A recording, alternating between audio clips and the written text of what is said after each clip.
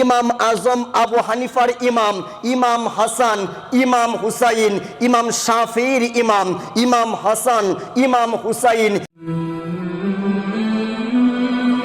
আমরা মাওলা হাসান মাওলা হুসাইন দুইজনের আগে একটা শব্দ ব্যবহার করি, সেটা হচ্ছে ইমাম। বলেন কি বলি? আমরা বলি ইমাম হাসান ইমাম হুসাইন।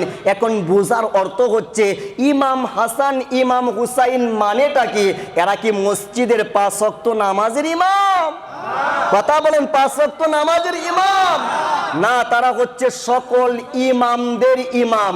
সকল ইমামদের ইমাম হচ্ছে ইমাম হাসান, ইমাম হুসাইন, ইমাম আজম আবু হানিফার ইমাম, ইমাম হাসান, ইমাম হুসাইন, ইমাম শাফিঈর ইমাম, ইমাম হাসান, ইমাম হুসাইন, ইমাম মালিকের ইমাম, ইমাম হাসান, ইমাম হুসাইন, ইমাম আহমদ বিন হাম্বলের ইমাম, ইমাম হাসান, ইমাম হুসাইন, ইমাম বুখারী, ইমাম মুসলিম, ইমাম তিরমিজি, ইমাম ইবনে মাজাহ, ইমাম নাসাই, পৃথিবীতে যত ইমাম রয়েছে সমস্ত ইমামদের ইমাম ইমাম হাসান ইমাম হুসাইন।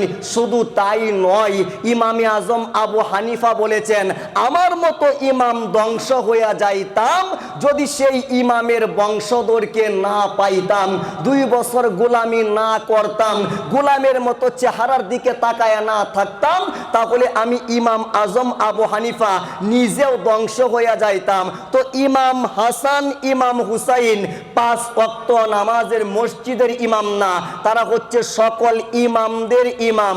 এই পর্যন্ত শেষ না, আমার রাসূলুল্লাহ বলেছেন, আল হাসানু ওয়াল হুসাইনু সাইয়্যিদা শাবাবি আহলিল জান্নাহ। হে উম্মতেরা, আমার এই 2 নাতি কাল কিয়ামতের ময়দানে সমস্ত জান্নাতীদের ইমাম হবে। আল্লাহু আকবার বলেন না? জবান খুলে বলুন না ইয়া রাসূলুল্লাহ।